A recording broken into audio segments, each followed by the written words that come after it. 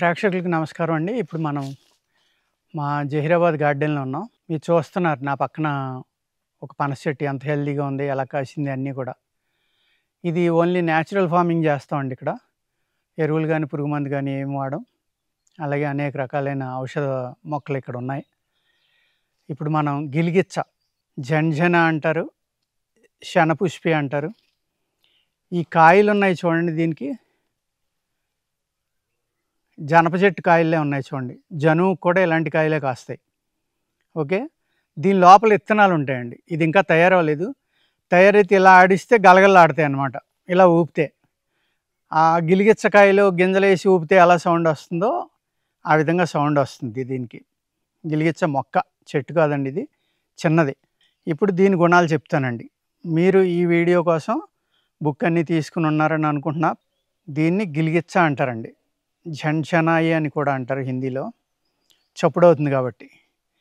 ఇది medicinal values ఎలా ఉన్నా పూర్వం మన పూర్వీకులు ఇంటి చుట్టూరు వేసేవారండి దీన్ని. ఒక్కసారి వేస్తే ప్రతి సంవత్సరం మొలుస్తానే ఉంటుంది ఇంక అది. అలాగే ఈ ఒక 3 అడుగులు 4 అడుగులు హైట్ దాకా అవుతుందండి ఇది. దీని పువ్వు చూడండి ఎలా ఉందో. పువ్వు కూడా జనప పువ్వులాగే ఉంది. మీరు చిక్కుడు పువ్వు ఐడియా ఉంటుంది. చిక్కుడు పాదులు అందరికీ తెలుసు కదా, సేమ్ చిక్కుడు పువ్వులే ఉంటుందండి. అవిసె చెట్లు యొక్క పెద్ద అవిసె చెట్లు పువ్వులు కూడా ఇదే షేప్లో ఉంటాయి. మీకు ఐడియా ఉందో లేదో తెలియదు, ఇలాగే ఇడుస్తాయండి అవి కూడా.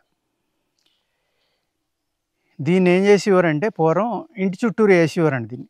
ఎప్పుడు కాయలు ఉండేవి దీనికి, పువ్వులు ఉండేవి. సంవత్సరం పొడికి కాయ, పువ్వు, ఆకు బాగుంటుందండి నీళ్లు పడతా ఉంటాయి. ఆ ఎండిపోయిన కాయలు ఏమైనా తేలు కానీ, పాము కానీ ఇటువంటివి ఆ మొక్కలోకి రాగానే గలగలాడి అవి వెంటనే వెనక్కి తిరిగి వెళ్ళిపోతాయి అన్నమాట. అంటే మన పూర్వీకులు ఎంత తెలివైన వాళ్ళో చూడండి.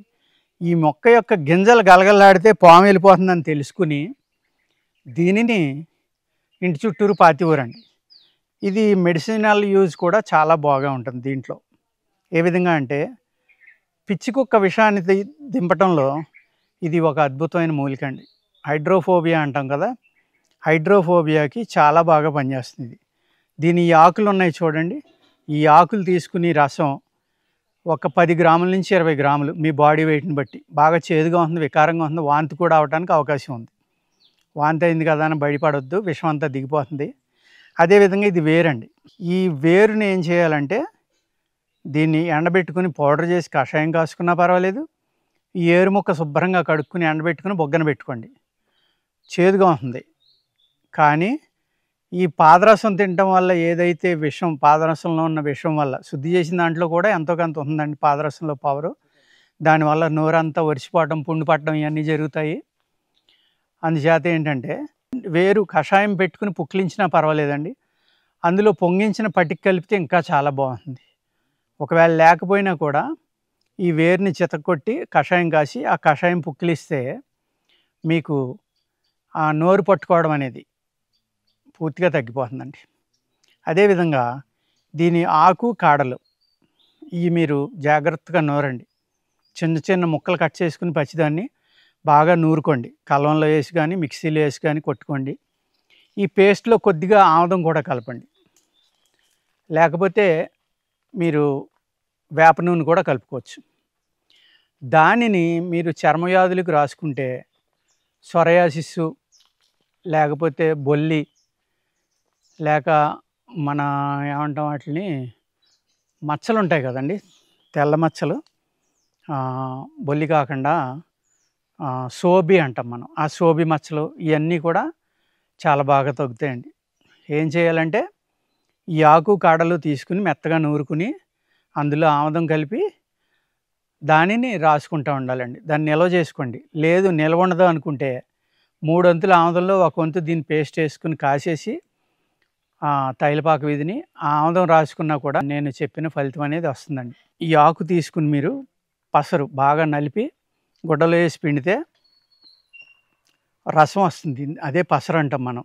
గ్రీన్గా ఉంది కాబట్టి దానిని ఒక 20 గ్రాములు తీసుకోవాలి. తీసుకుంటే పిచ్చికుక్క విషం అనేది దిగిపోతుందండి. ఆ పసరు తీయగా మిగిలిన పేస్ట్ ఏదైతే ఉందో అది పిచ్చికుక్క కరిసిన చోట ఆ పేస్ట్ వేసి కట్టేయండి. ఒక రాగి డబ్బు ఉంటే ఆ డబ్బు వేసి కడితే ఇంకా అద్భుతంగా పనిచేస్తుందండి. లేకపోయినా పనిచేస్తుంది.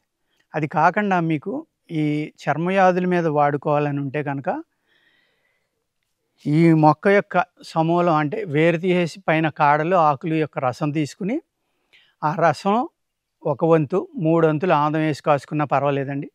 లేదు రసం తీయకుండా ఆ పేస్ట్ అందులో వేసేసి ఒక వంతు, 3 వంతులు ఆముదం పోసి కాచుకుని, ఏదైతే మనం ఈ పేస్ట్ వేసామో అది పూర్తిగా నల్లగా అయ్యాక దాన్ని తీసేసి పిండేసుకుంటే ఆముదం వస్తుందండి. ఈ మూలిక యొక్క గుణాలన్నీ ఆముదంలోకి వెళ్తాయి. దాన్ని రాసుకుంటే కూడా మీకు చర్మవ్యాధులు చాలా బాగా తగ్గుతాయండి. సేమ్ ఇదే ఫార్ములాని మీరు వేప నూనెతోటి కూడా చేసుకోవచ్చండి. వేప నూనెలో కూడా ఆ క్రిములను చంపే గుణం ఉంది కాబట్టి వేప నూనెలో కూడా వేసుకుని, కాకపోతే వేడి చేస్తుంది బాగానే. మండితే తక్కువ రాసుకోండి, మండకపోతే మీకు సరిపడి రాసుకోండి. రాసుకుంటే కనుక మీకు చర్మవ్యాధులు ఏవైతే ఉన్నాయో అంటే సొరయాసిస్ అంటాం కదండి, ఆ సొరయాసిస్ మీద కూడా ఇది చాలా బాగా పనిచేస్తుంది. మీకు అందుబాటులో కనుక ఈ మొక్కలుంటే ఈ విధంగా వాడుకుంటే నేను ఇప్పుడు చెప్పిన ప్రాబ్లమ్స్ అన్నిటి నుంచి బయటపడొచ్చండి. నమస్కారం.